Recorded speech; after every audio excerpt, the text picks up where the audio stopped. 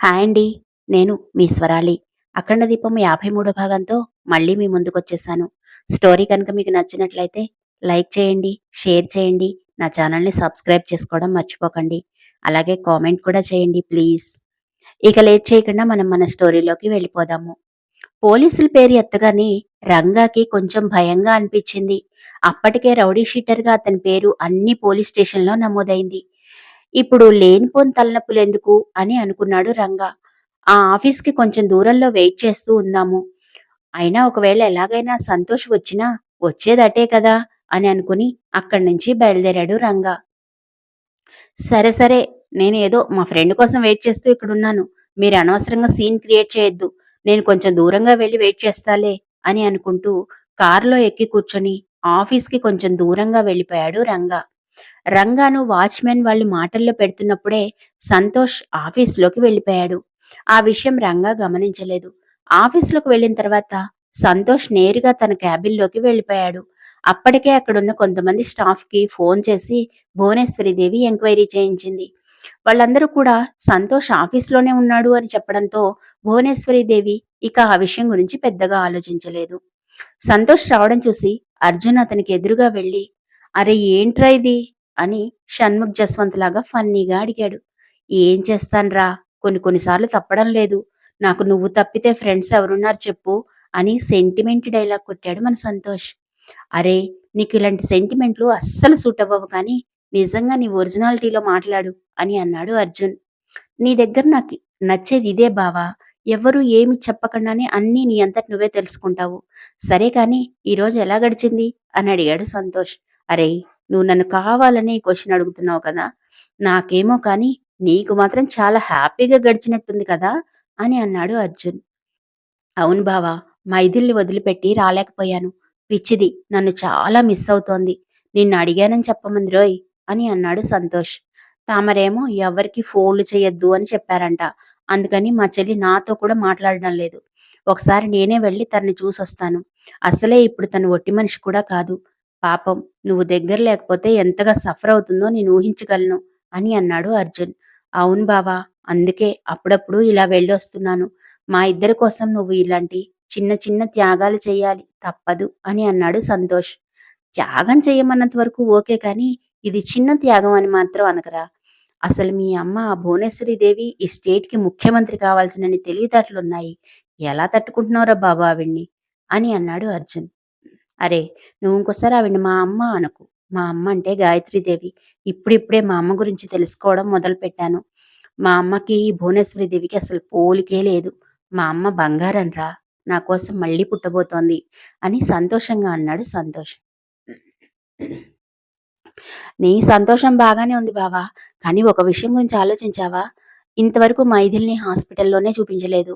తనకి పుట్టబోయే బిడ్డకి సరైన మెడిసిన్స్ కూడా వాడకపోతే ఎలా చెప్పు? అని గుర్తు చేశాడు అర్జున్. అర్జున్ అన్న తర్వాతనే సంతోష్‌కి ఆ విషయం ఐడియా వచ్చింది. వెంటనే తన మొబైల్ బయటకు తీసి సునీతకి కాల్ చేశాడు. సంతోష్ సునీత కాల్ చేయడం చూడగానే పక్కకు వచ్చి మాట్లాడడం మొదలుపెట్టింది. "ఏంటి సంతోష్ సేఫ్‌గానే వెళ్ళిపోయావా? ఎందుకిప్పుడు ఫోన్ చేశావు?" అని అంటూ కంగారుగా అడిగింది సునీత.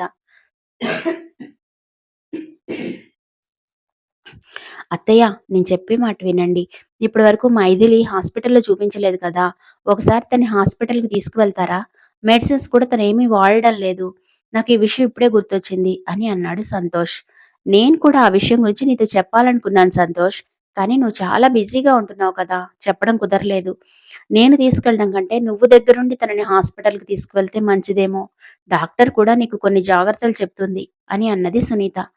మైథిలి తను ప్రెగ్నెంట్‌గా ఉన్నాను అన్న విషయం ఇప్పటి వరకు నాకే చెప్పలేదు అత్తయ్య. అదీ కాక ఇక్కడ నేను సరిచేయాల్సిన విషయాలు చాలా ఉన్నాయి.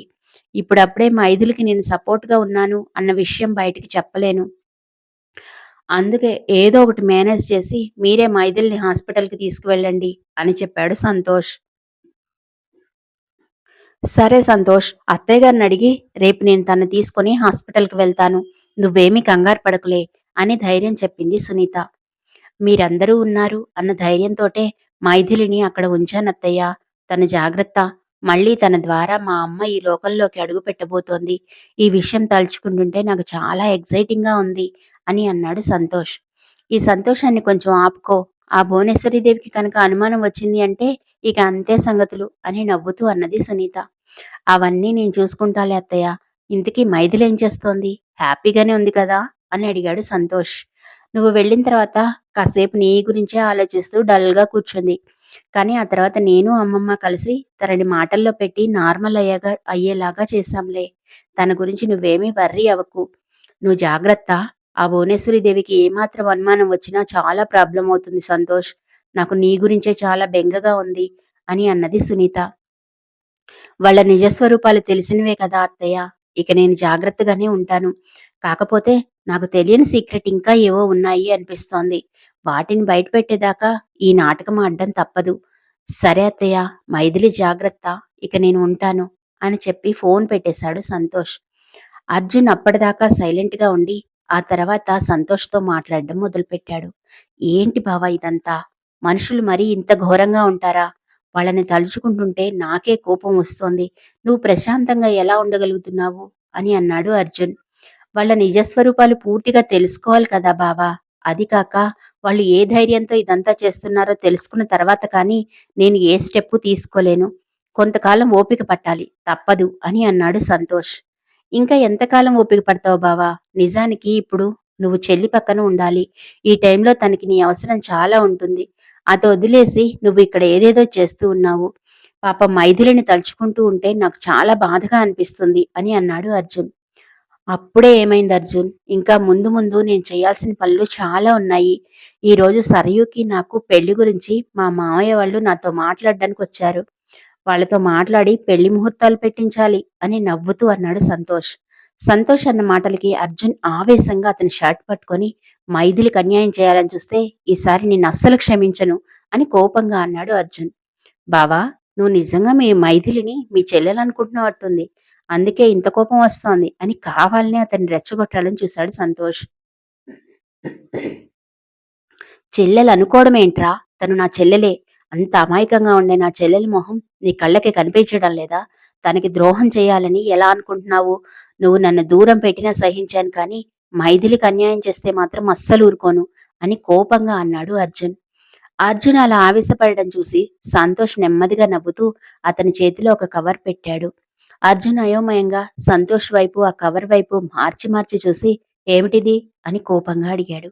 ఓపెన్ చేసి చూస్తే తెలుస్తుంది అదేంటో అని నవ్వుతూనే అన్నాడు సంతోష్. అర్జున్ ఆ కవర్ ఓపెన్ చేసి చూడగానే అందులో కొన్ని ఫొటోస్ ఉన్నాయి. సరియు పబ్‌లో అసహ్యంగా డాన్స్ చేస్తున్నప్పటివి, మహేష్‌ని బలవంతాన గదిలోకి తీసుకువెళ్తున్న ఫొటోసు, వాటితో పాటు మహేష్, సరియు ఇద్దరూ కలిసి బెడ్ మీదున్న ఫొటోస్ కూడా ఉన్నాయి. అవన్నీ చూడగానే అర్జున్‌కి చాలా అసహ్యంగా అనిపించింది. ఒరేయ్! ఏంట్రా ఇది? అసలిదంతా ఏంటి ఈ చెండాలం? అని అసహ్యంగా మొహం పెట్టి అడిగాడు అర్జున్.